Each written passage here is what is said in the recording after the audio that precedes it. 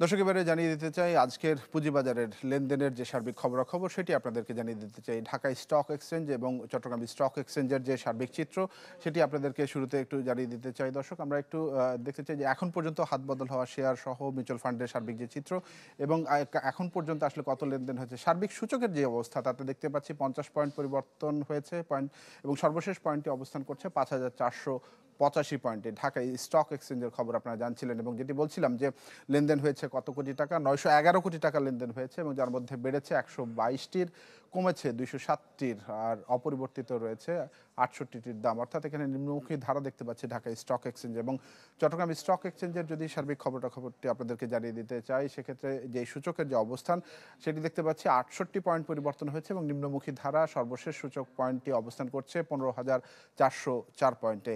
এবং হাতবদল হওয়া শেয়ার এবং মিউচুয়াল ফান্ডের যে খবর এবং এখন পর্যন্ত আসলে কত লেনদেন হয়েছে সেটি যদি আপনাদেরকে জানিয়ে দিতে চাই, সেক্ষেত্রে দেখতে পাচ্ছি চট্টগ্রাম স্টক এক্সচেঞ্জে লেনদেন হয়েছে 11 কোটি টাকা, যার মধ্যে বেড়েছে 96টির দাম, কমেছে 112টির এবং অপরিবর্তিত ছিল 19টির দাম।